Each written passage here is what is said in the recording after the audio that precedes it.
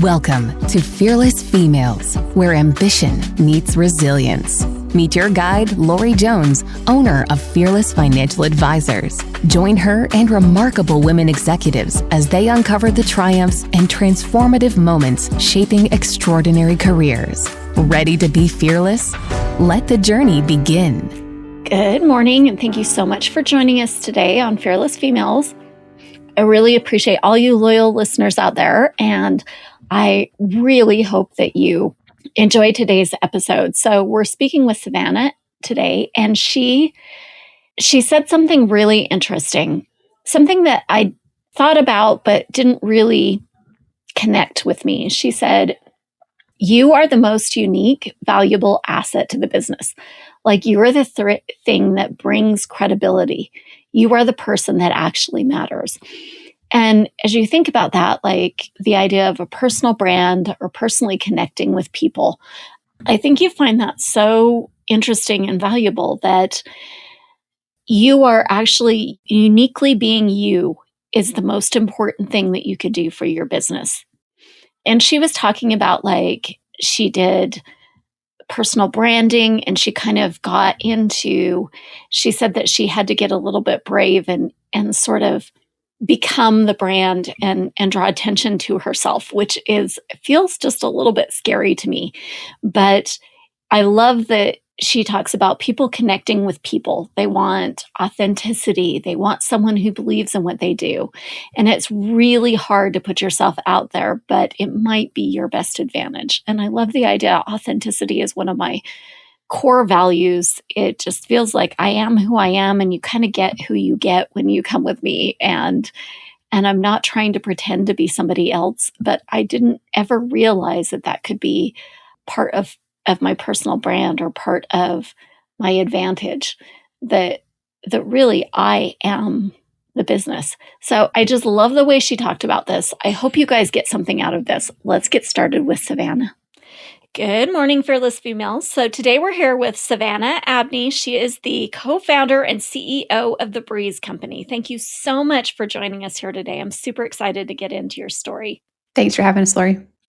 So my first question is, I'm a reader. I love books. What is your favorite? I am a huge reader myself, constant reader. I've been in a little bit of a funk for probably like 3 weeks. You know, you get in those little like dips where you don't have anything you're super excited about, but I have read some excellent stuff the past several months, combination of audiobooks and real stuff. Couple favorites. I'll do a personal development and I'll also do one. So the one I read in the past year, my favorite personal development book, possibly top 5 of like all time, which I love personal development books, is Grit by Angela Duckworth. Just an incredible book. I like gush about this book to everybody that I can, especially entrepreneurs and business owners. But man, if you want to build more resiliency and toughness into yourself and into your business, like that is the book to read. It is incredible. It's science-backed. She's such a thorough researcher. Just incredible book. So I highly recommend. And then in terms of fiction, because I read a lot of fiction too, this book, it is very dark. So I just will go ahead and say that I love a thriller and it's really dark, but it was so well written. It's called Pretty Girls by Karen Slaughter. I read that over like Christmas break, went on vacation, that kind of thing. And I still think about this book like constantly. And part of interesting. It was dark, but it was like one of those books that like absolutely captivated me. It is so full of twists and turns in terms of a thriller, like just insanely good. I highly recommend. So, I mean, I could talk about books. I honestly feel like I could just only talk about books all day long, but those are a couple. I know. I tend to, I blatantly use the podcast to fill up my reading list. So. Yeah. So I don't have to go through the terrible books. I just only read the good books. Yeah. So I love that. And I did love Grit. I thought it was a great read. I thought she was really good at it. And I kept asking myself all the way through the book, I'm like, am I gritty? Am I not gritty? I know. I love the test that you can take. I took it and I was fairly happy with the results. But I also was like, it'd be fun to do this like every 6 months or so, because life also dictates how gritty you are at any given time. Because you might think, oh, I'm really gritty right now. Well, things are actually kind of just going your way. That's the actual truth. When things aren't going your way, like how gritty are you? Because that's the real measure of it. And so I think really being self-aware in different times of your life to try to build more resiliency is important too. Yeah, that is a really important point. Like sometimes you're like, oh, I'm so gritty, but really things are just going really well. Things are just kind of working out right now. And there are times I know where I'm like, I have no grit here. I'm going to go take a nap. I'm done. Yeah. I'm out. Yeah. So tell me a little bit about your journey, Savannah. How did you get where you are? Did you know what you wanted to be really early on? How did you what sort of schooling and training? And just tell me all about you, all the things. Yeah. From a very early age, I can remember being 3 or 4 years old and being asked very stereotypically, what do you want to be when you grow up?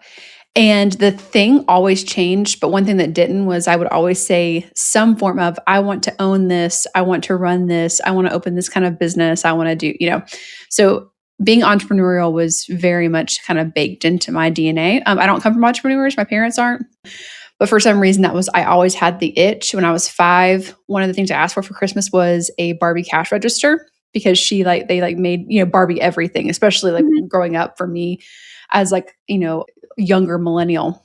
And I remember taking that everywhere and opening businesses and using it to ring people up and, to make sales or whatever it was. And I would open all different businesses all the time, but that was always the case. And then I kind of continued with that feel, but I think through high school and college, it sort of got put on the back burner as you're trying to figure out how to be an adult and make money and live life. Own something, but I'd also like to pay my bills, right? Yeah. And I had no sense of really how to handle money, and I had really no sense of I had no financial education at all. So even thinking through investment to then save up to then do this or that, it wasn't even in my worldview. So it kind of was just a happy coincidence of circumstances or providence, however you kind of think about those things. But I met my husband at the end of 2015. We were married by the end of 2016. We were fast and furious. And I had just graduated college about 6 months before that. And I was working a traditional office job, nonprofit, creative project management. And he's a college baseball coach. And I knew that career path was going to be very fluid and would have to move a lot, because that's just kind of how it kind of works, especially lower levels of college athletics. You tend to have to move a lot. So I thought, we have no money. We just got married. Why not start freelancing? So it doesn't really make, again, the most financial sense. It's not something I would necessarily be follow my path. This is such a smart idea. But I was able to get a few clients pretty quickly. And I just freelanced for a couple of years. I would do content creation. I would do project management. I would do admin work for businesses. I would do just about anything I could get my hands on just to make money. But what I discovered was how much I loved the freedom. I worked remotely before. Working remotely was really a thing.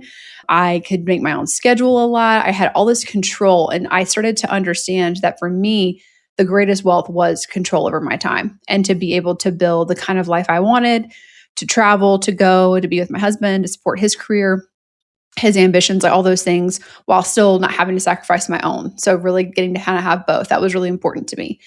And then about 2 years into that, my former boss at that first job out of college, he went out on his own as well. We started working together and we ended up launching the Breezy company together. We celebrate 7 years this month. We are a kind of a subscription-based model for marketing. So we really service small business owners, startups, and solopreneurs to build out the marketing tactics and needs they actually need to build powerful online reputations for themselves without having to get locked into massive contracts or working with agencies that kind of treat them like a number. We have a really systematic process that's also very human, and that's what we really, really focus on. So we've been going for about 7 years, and then I really started to invest in my personal brand about 1.5 years ago. I'm getting close to 2 years on that, and that has really transformed me as a person. It's really transformed my business, and it's created new revenue streams for me too. So I'm very, very passionate right now. The most passionate thing I'm really about right now is founder personal brands and how much founders need to put themselves out front. Faceless brands are just not going to work at the small business and startup level going forward. And I'm really, really excited to be working with founders who understand this and want to reposition themselves as individuals and for their companies. Oh, yeah, that's so interesting. So, like, you're finding that just branding as a company doesn't bring the clients, but if you put what's entailed in like personal branding, like, do you have to tell them like when you eat cereal and stuff like that? So what I really found, and I kind of was a happy coincidence, I'll say this. So I had felt like for a really, really long time that I should be more out front for Breezy. I felt like if I would have pushed myself to be more of a founder facing brand, it would have helped us grow quicker and not as delayed. And I just put that off for a long time. I kind of felt that in the back of my mind, but I was worried about being cringe. I was worried about putting myself out there. I'm not, for somebody who works in social media and the digital space, I don't really put a lot out there personally. I don't think I've posted on my personal Instagram in like probably 7 years or something crazy like that. It's not really my thing. And so I felt like that also meant that I shouldn't be like that from a professional and business perspective either. But probably about 2 years ago, I was like, you know what? I'm just going to start getting consistent on LinkedIn. Like, I'm just going to see what that does for us. I'm going to see what kind of benefits I can get out of that as an individual. And I started to see some really cool things happen. I started seeing people taking me more seriously, taking the business more seriously. I felt like the quality of the leads we got were better because I would literally see this happen where we'd get a lead through the Breezy company. I'd see like the alert and I'd see the name. And an hour later, I'd see on LinkedIn, this person viewed your profile because LinkedIn Premium shows you that. It's like, oh, they're going to check up on me and see like, am I a legit person? Do I know what I'm talking about? Because I own this small company. This isn't a huge, massive conglomerate thing that you don't really care who runs it. You just know the brand. That's not what small businesses and startups have to focus on. They have themselves. Like in a world of a lot of competition and really, really thick competition in your niche, you are the most unique, valuable asset to the business. Like you're the thing that brings credibility. You're the person that actually matters. And so I started kind of seeing this and I'm like, okay, I'm going to start like ramping up my own stuff. And I did. And through the process, I start doing all this research and start seeing all this data, especially from Edelman. The Edelman Trust Barometer is a really, really powerful tool for this. I start looking into the trust in institutions being down, trust in individuals being up. And people don't compartmentalize this. People, when they mistrust government or organizations or even like religious institutions or whatever it is, that stuff kind of flows into other areas of their life too. Their buying decisions, marketing, all these different things. People they don't box off stuff. Everything is very much fluid for humans. And I'm like, this is interesting. This is why the influencer bubble hasn't burst, because people still want to connect with an individual. Why not use that same leverage point? Why not use that same concept for founders to reposition them out front? I start coming across all these data points around, B2B buyers trust leadership from companies that are active on social media by like 3 to 4 times others that aren't. I have this whole list of like data points I could go through that I'm obsessed with. But the point being that I really believe that the founders who understand that they are the most valuable asset for their business, especially if it's a small business, a startup, a solopreneur, et cetera, they are going to be able to get so much more traction over the next several years than businesses that continue to just have a company facing brand. I just don't see it working. And I think especially now, like with AI being what it is, people are like desperate for unique things because all you're seeing is copy and paste crap from people and nothing's unique. Nothing is cool because they're all posting the same stuff. And so if you can be a unique voice in your space on behalf of your business, I mean, the credibility, visibility, trust that you can build is going to be 10 times out of anybody else who's not doing it around you. And so this is what I'm like super passionate about right now. I'm working with founders. I do some coaching. I have programs that I can take people through. So I kind of started doing it for myself and for my own business, and then kind of found out like, I love doing this. It's so fun. It's so fun to work with other founders to get them to kind of step into their own like power, if you will, and really see themselves as valuable as they are. So that's what I'm really, really working on a lot right now. I love that you mentioned the AI, because that's where my mind immediately went. Is like, I want to I want to work with people who are real. And sometimes there's this meme floating around where like the AI is answering the AI. Yeah. I'm like, and I admit I use AI sometimes to Sure. polish what I'm saying or something like that. But Sure. I don't ever want to get to the place. My 19-year-old daughter sat here and told me that, Mom, if you use AI exclusively, then you stop thinking and then you get dumber. Literally. And I actually listened to a podcast on this recently. It was so interesting. They had like two different groups of people in this study. And if you used AI to formulate the idea, they found like over time, their brain was not as sharp going forward. But the opposite was true, which was interesting. If they came up with the original idea, and then I hope I'm getting the study, I might be missing a couple things. So forgive me if somebody knows what I'm talking about. But basically, if you only used AI and it generated your ideas, your concepts, your everything, your brain was degenerating at a quicker rate. However, if you came up with your own original idea and only used it to enhance your creativity and enhance something, they saw that was not an effect. And I think that's the whole point. Like, we can't forget to think, forget how to think. Like, if your content is being created from AI exclusively, like, just write this for me, blah, blah, blah, whatever, you're just going to be dumb and your content's going to be dumb. And people are going to see it and know it and be able to tell. Yeah. But if you give it tons of prompting and tons of information and it all comes from your brain and your creativity and your experiences, that's a totally different story. And then it's just a tool. Then it's just like Grammarly or anything else that helps you write things a little better or, create something that, it polishes it like the word you used. And I think that's the biggest thing. I instantly mistrust somebody when I can tell their content was created with AI. I'm like, nope, pass. Like it breaks trust like that. Yeah. Yeah. I feel that same way. And I try really hard to in fact, I'll come up with the thing and I'll tell AI, I'm like, just edit it for my stupid spelling errors. Right. Yes. Or I still want it to be all of these things. Just clean this up. You don't need to rewrite it. It's pretty good as it is. Just make it a little bit better. There's 5% I can't quite get, right. Yeah, stop telling me what to do. That's what yes. Also, I hate how it gives you fake compliments too. I can't stand that. I know. You're on such a great track with this idea, blah, blah, blah. You're not real. I don't need your compliments. Just do what I asked you to do. You're just a machine. Stop. It's so funny. I program a lot with AI and they're like, oh, I can see where you're going with this. And it's half an hour into programming and they've given me the wrong answer 5 times. I want to bash over that. No, you're still dumb. Yeah. So tell me a little bit, what is the best investment that you've made in yourself? If you can think along your career journey, is there something that you've done where you're like, oh my gosh, I'm so glad I did this? Honestly, starting to build a personal brand. I think that owning a company, and this is something I've really discovered in the past year, is that I want to be a multi-venture entrepreneur. And so when you as an individual are only tied to one thing, that can prevent you from those things if you have that interest at all.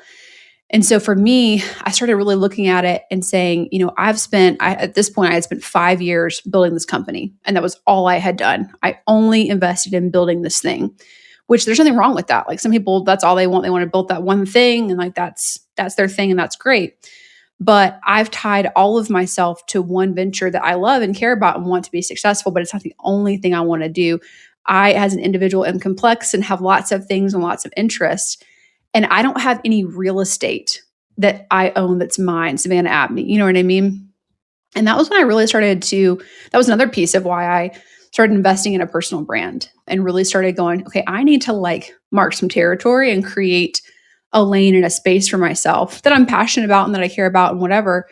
But I need to be okay investing in myself as an individual. And that will only help my company and any other company as I start or any other ventures I have. That's only going to benefit it, I think, more than just about anything else. But I need to have actual space that I occupy for myself. And so making that investment, and it's a weekly investment. I mean, building out content does not just happen, especially if you really want to do a good job with it and you really want it to be high quality and be helpful and valuable. But it's one of the best investments I've made. And something I did very recently, a few months ago, is I did a full professional photo shoot and have tons of really nice, really, really good assets. We're actually about to launch my personal brand site.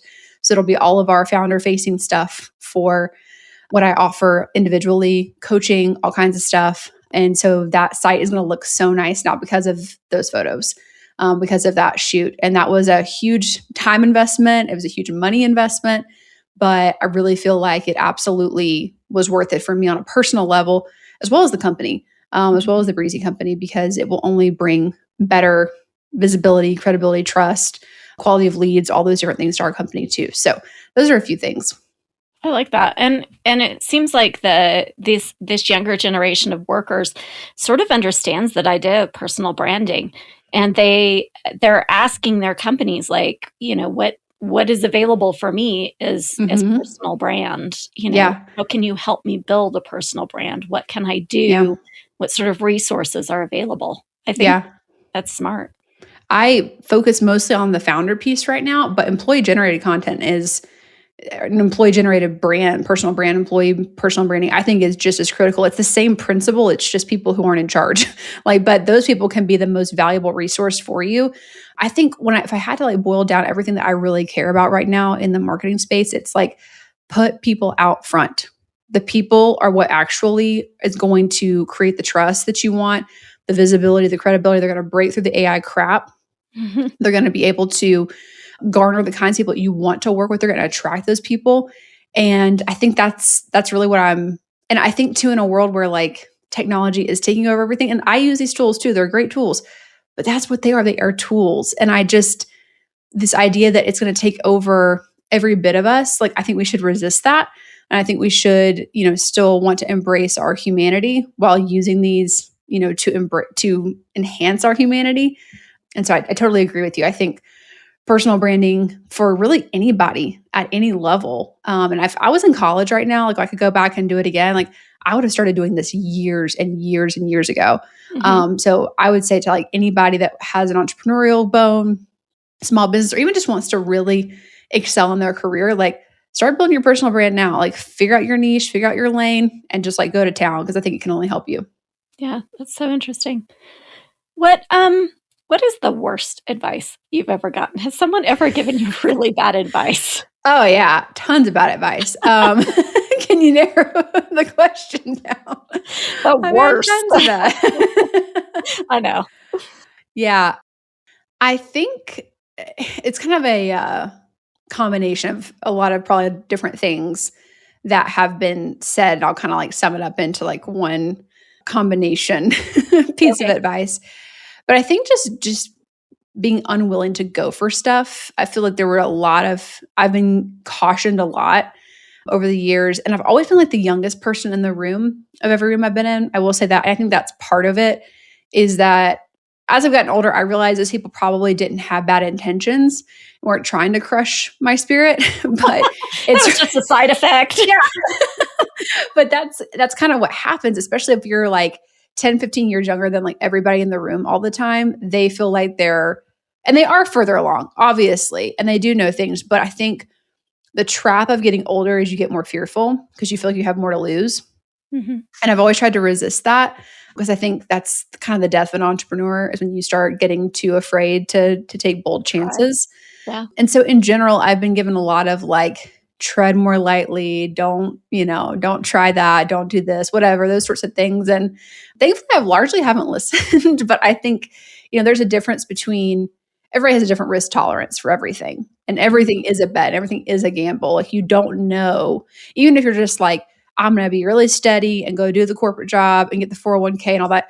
Well, that company could go under in 2 years. You have no idea. Nothing is actually that predictable, even if you think it is. So you might as well do what you want. You might as well do what you care about and what makes you happy and what you feel provides value and purpose to the world, because nothing's really set. Nothing is, as stable as you think it is. So I think a lot of the bad advice I've gotten has been more based in fear and wanting more stability. And I've never really been wired that way. So it's not really something that I've fallen into, but I've definitely gotten pushed in that direction. Yeah, that's really interesting. And it's so true too, that you you do get less risk tolerant as you get a little bit older. But it's so important to remember that really there is no safe bet. Like they just came out with that report a couple days ago about the AI taking over all the jobs, and there's like 20% unemployment or something like that. And I'm like, well, then you can't really trust that what you're starting today is going to be the job that you're going to have in 5 years. I mean, you don't. That's why I think have a lot of irons in the fire all the time. Like it's like the whole like standard, diversify your portfolio concept. I mean, but don't just do it with your money. Do it with your money, but also do it with your skills, with your abilities, that's actually one of the reasons I love that book Grit so much, is because it really shows you how to be an adaptable human being. And that's actually the secret sauce of people who are great at stuff. They are just extremely adaptable, and they can maneuver themselves for whatever the situation, demands. And that's what I really try to be as a person, definitely as an entrepreneur. Savannah, what about a do-over? If you could go back to a situation that you've done in the past with all the knowledge you have today, is there a situation that you would do differently? And tell me how and why. Oh, 100%. I would go back and have started my personal brand years before I did. I was resistant to, I actually wrote this article for our blog. And it was like all the mistakes I've learned about personal branding and like how to avoid them basically. And my number one is like, I resisted it for so long. And I think if I had been working to do this years ago, I'd be like so much further along than I am now, and would have a lot more of the things that I'm trying to create now, a lot of different revenue streams that I'm trying to create now. And I really fell into this trap of believing, like, it's kind of odd because it was almost like opposite of egotism. It was like, I feel like I can look like a bigger deal if I hide behind a logo, because a logo is more important. It's more impressive. It's more interesting. I have a whole company. That's what I have. Mm-hmm. But that wasn't really serving the company to just hide behind a logo that nobody knew, because we were just a small company. Like we're a small brand. People don't know who we are. We have a really nice brand. I think it's built some equity, but we're still a small business at the end of the day. And if I had positioned myself out front sooner for the business and for myself on an individual level, I think that I could be in a lot better position where I'd like to be in a lot of different ways. So it's one of those things where the best time to start was yesterday. The second best time is now. And so I finally just embraced that concept and was like, I'm a little late to the game on this compared to other people in my industry and space, but like, I'm just going to go for it. And now I'm just all in all the time. And actually I was on another podcast a couple weeks ago. He was like, yeah, you're just always in my feed all the time. And I'm like, that's what I want. Just an onslaught of just like in your face, and, more is more, and we'll kind of see where it goes. And I have a lot of ideas, and I'm very excited about the direction I'm going with a lot of this work, and where we'll go as a company. But I wish that I had not fallen into this trap of like, I need to appear a certain way, and it'll be cringy if I do this, and like, what will people think, and this and that. Like, who cares? Just do it. Just try it. Yeah. Is that what held you back in the first place? Is just that idea of, that's kind of what holds me back. I'm like, oh, absolutely. I might look I can't tell you, like the first time I ever had to film a video for Breezy, it wasn't even like my personal pages. It was just like for the company pages. The level of cringe that I felt, like I'm alone in my apartment by myself, like no one's around. And I am like deeply embarrassed, like just struggling to like make it happen. And now I'm like, I film multiple times a week, all the time. Mm-hmm. My face is, out there all the time. And I just don't care now. I think that's just reps. I think that's what actually makes that better. I think you overcome imposter syndrome by just doing it over and over again and just getting used to it. But yeah, it was just this feeling. And I also think I didn't, early on, I didn't really understand personal branding, and I didn't understand how it could be. And this is something I really want to like share with business owners and entrepreneurs of small businesses. They think it's just for like the elites. They think it's just for the big names, just for the big CEOs, just for the big company owners. And it's not. It actually is like a very, very valuable leverage point that you have that can make a massive difference in your business in so many different ways. And I don't think I understood that. And if I had, I would have started way, way earlier than I had. But yeah, I think the biggest thing I hear from people is just like, oh, I feel so weird. I feel so awkward. I don't know if this is going to work. Is this worth it? Like, I don't know if I want to put myself out here like this. And it's like, I'm just telling you, like, this is the direction things are going. So you either get on board or you're going to get left behind, I think. Yeah. Yeah. If you could go back and look at a really great financial decision that you made, high five yourself for that decision, what would it be? So as a business owner and entrepreneur, your personal and your business finances are deeply intertwined, obviously. Most people, if you just work a job, like your personal finance is all you're concerned about. Like you're not concerned about the business finances.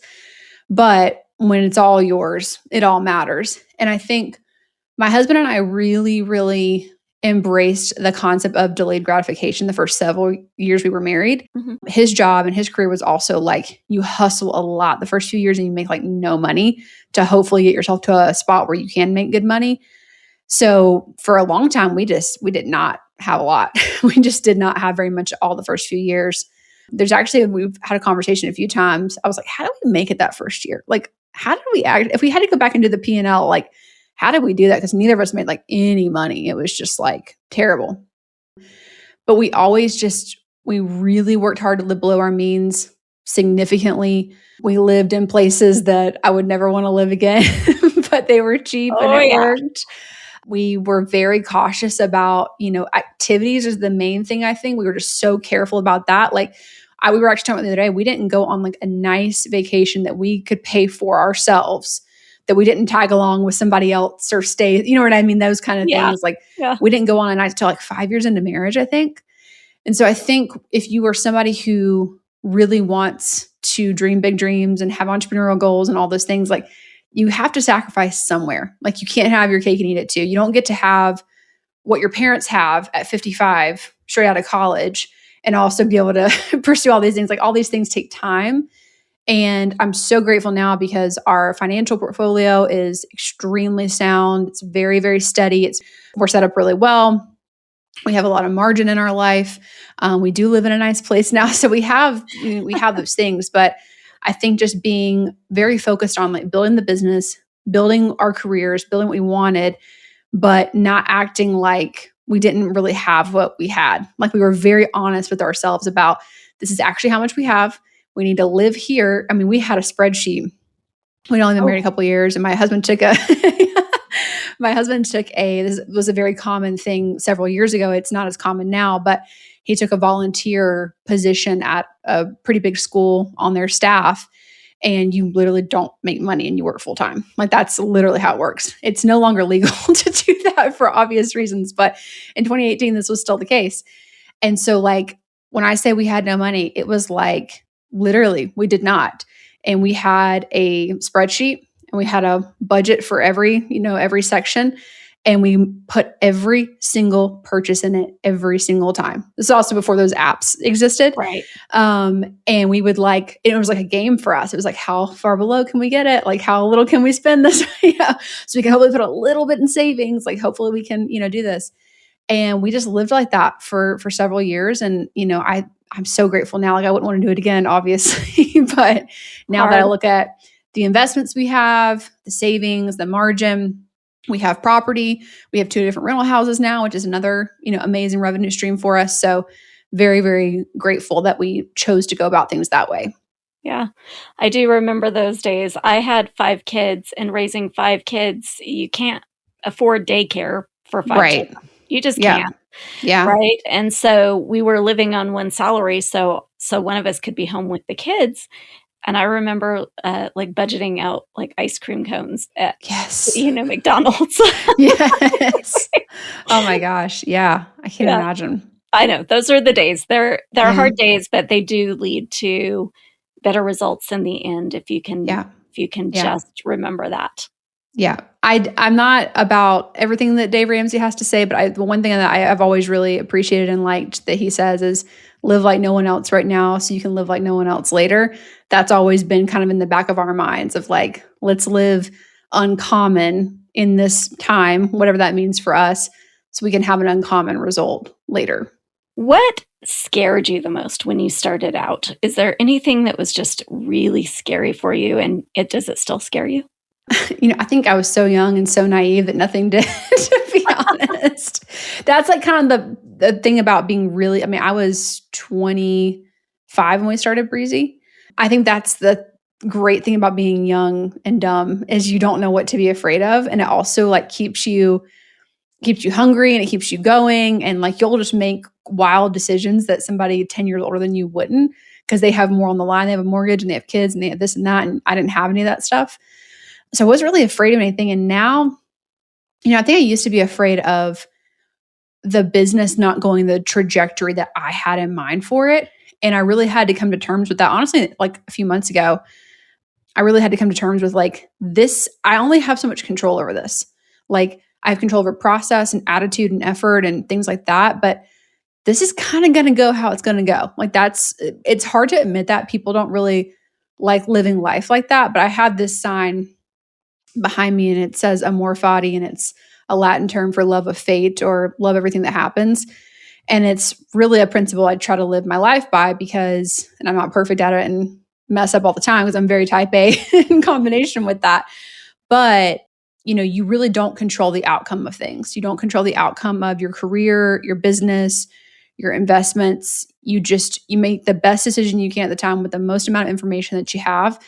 And then you roll with it and you give it everything you have and you work your butt off and you hope that things go the direction you want. And I think that perspective helps me not be very fearful, because however it turns out, like, okay, I'll go try something else. I'll do something else. Like, I always can bounce back and reinvent myself and create something new. So yeah, I didn't have a lot of fear in the beginning. And I think a lot of the fears I've developed the past few years, I've really been able to kind of work through with that mentality. Yeah, I love that. And I think that as you look back, like, you didn't have very much to lose when you're young. That's okay. Exactly. I had no money. I had nothing to lose.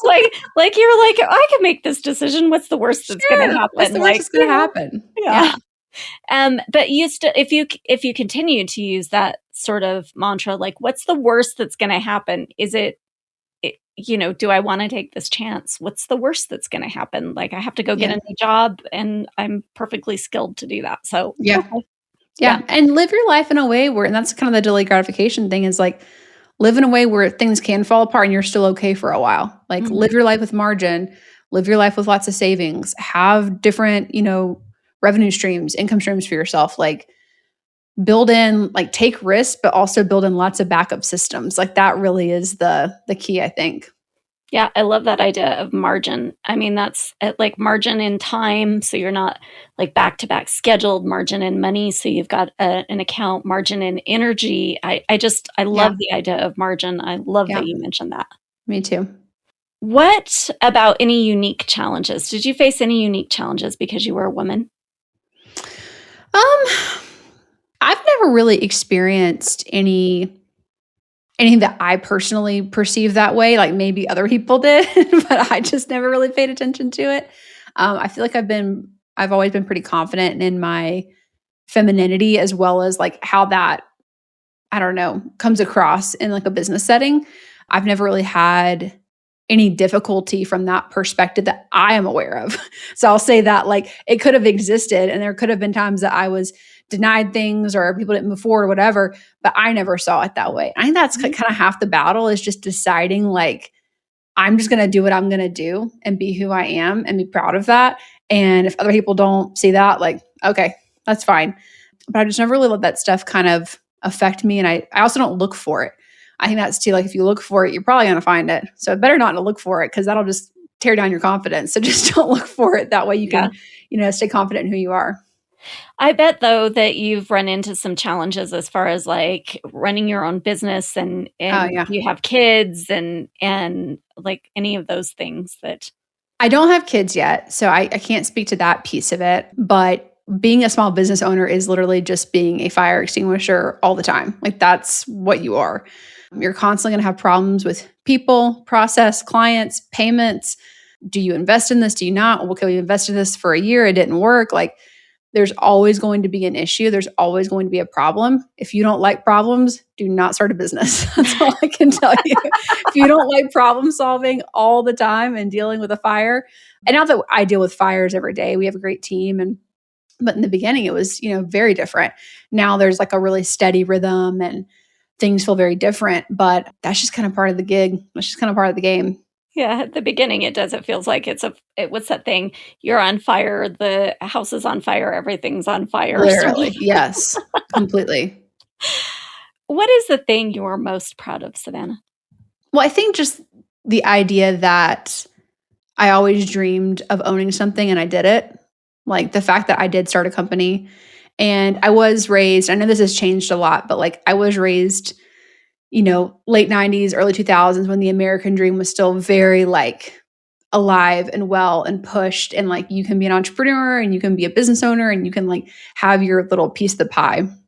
And I think that was really, really integrated into my like psyche, if you will.